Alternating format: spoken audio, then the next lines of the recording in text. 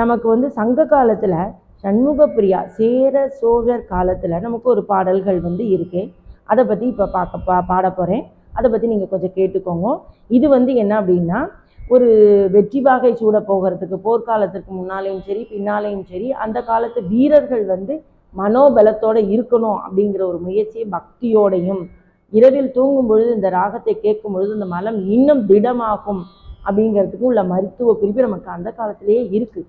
அது வந்து என்ன அப்படின்னு சொன்னால், மந்தாத வாய் வந்து மண்ணுலகு புறந்தவனே, மாமலையில் பூலி பொறித்து உணர்பானே அணிவகுத்தாய், காக்குள் தன் குலத்தில் இது கடல் அடைந்த கண்மடியே, ஆதித்தன் பின்னவனே அரும் சுடரே தாலேலோ, கற்பகமே தாலேலோ. உன்னை இதை நீங்கள் வந்து நீலாம்பரிய சிந்தனை பண்ணிடக்கூடாது. இந்த தாலேலோ வந்து சண்முகப்பிரியா ராகத்துக்கு வந்து நமக்கு கொடுத்த ஒரு குறிப்பு.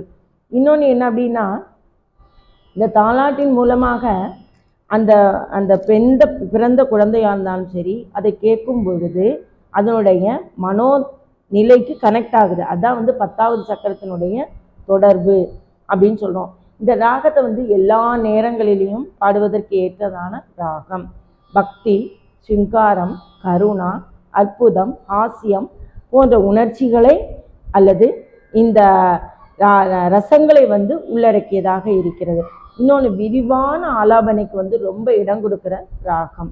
இதில் வந்து என்ன அப்படின்னா, இதில் இன்னொரு விஷயம் இருக்குது. என்னது தேனுகா அப்படிங்கிற ராகமும் எனது சித்ராமணி அப்படிங்கிற ராகமும் சண்முகப்பிரியா ராகமும் இந்த சூலினி அப்படிங்கிற அசம்பூர்ண மேலப்பத்ததியிலிருந்து, அதாவது 35வது ராகத்தின் அந்த சைல தேசாதி ராகம் அப்படின்னு இதை வந்து குறிப்பு கொடுக்குறாங்க. அதுக்கு இன்னொன்று என்ன அப்படின்னா, விக்டர் ஒன்று, இன்னொன்று பக்தி மார்க்கம், இன்னொன்று நம்மளுடைய நாடி நரம்புகள் இயக்கம். அதாவது சிங்காரம் அப்படின்னு எடுத்துட்டா தேனுகாவும் எடுத்துக்கலாம், சிமேந்தர் மத்தியமும் எடுத்துக்கலாம், சித்ராமணி அப்படிங்கிற ராகத்தையும் எடுத்துக்கலாம். பக்தியும் அது கொடுக்கிறது. பயமில்லாமல் வாழ்வதற்கும் நமக்கு ஒரு எல்லா நேரங்களிலும் இனிமையாக பாடக்கூடிய ஒரு பல்துறை ராகம் அப்படின்னு எடுத்துக்கிறோம். அதுக்கு நமக்கு சினிமாவில் வந்து என்ன குறிப்பு கொடுத்துருக்காங்க, என்ன பாடல்கள்லாம் பாடியிருக்காங்க அப்படின்னா, மரணம் கூட மறந்து போகும் உதய கீதம் பாடுதே அப்படின்னு எடுத்துக்கிறோம். அடுத்தது பிள்ளை நிலா பிள்ளை நிலா பிள்ளை நிலா லல்லல்லா பிள்ளை நிலா, இந்த பாடலும் வந்து நமக்கு ஒரு குறிப்பாக இருக்கிறது. அடுத்தது இன்னொரு விஷயம், நமக்கு ரொம்ப காண கிடைக்காத ஒரு விஷயம் என்ன அப்படின்னா, குறுந்தொகையில் 4 வரி பாடலாக ஒரு இதை குறிப்பு கொடுத்துருக்காங்க. என்ன அப்படின்னா, வேதநாயகன் வேதியர் நாயகர் மாதில் நாயகர் ஆதிநாயகர் புதநாயகர் புண்ணியமூர்த்திய பூதநாயகர் புண்ணிய மூர்த்தியே.